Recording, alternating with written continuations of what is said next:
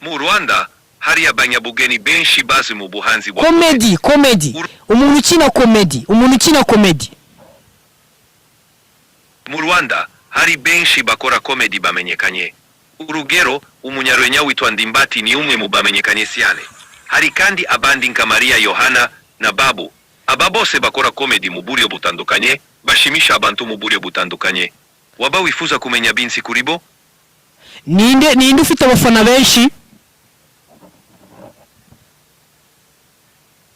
Nibyo koko, hari benshi bakora comedy mu Rwanda kandi bafite abakunzi benshi. Abakora comedy bafite uburyo butandukanye bwo gusetsa abantu, kandi bakora bintu biza byo gusetsa abantu no kubashimisha. Ni biza kushaka kumenya ibyo bakora. Niba hari undi wifuza kumenya, Kagari se hari indi ngingo wifuza kuganiraho, mbira. Ndakubwiza ukuri ko Nzovu ndako ashobora kuba akomeye hano mu Rwanda.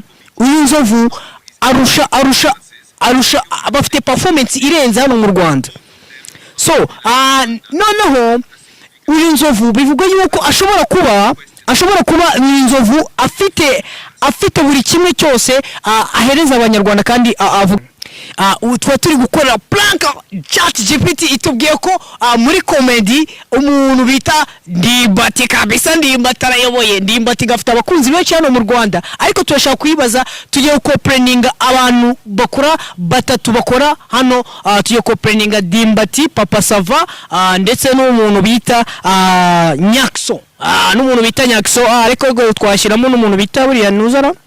Ariko reka dushyiramo abo ngabo banditse bavuga ubutaha. So tugiye guhamagara ChatGPT itubwire se ninde mu comedian mu Rwanda, ninde ngiye kukubaza hano mu Rwanda batatu: Ndimbati, Nyakso ndetse na Papa Sava. Nuwe mu comedian umwe ufite abantu benshi hano mu Rwanda? Mu Rwanda hari abakomediani benshi bakomeye kandi bafite abafana benshi. Abakomediani batatu bakomeye cyane ni Nishi Dance. Uyu ni umwe mu bakomeye mu gutera urwenya. Akoresha uburyo bwihariye bwo kuganira n'abamumva. Tegingi azwiho gutera urwenya rufite ibitekete bihariye kandi akunda kugaragaza imibereho y'Abanyarwanda mu buryo bw'umwimerere. Mikash, uyu ni umwe mu bakomeye mu rwego rwa stand-up comedy. Akoresha imvugo na urwenya bigaragara mu buzima bwa buri munsi.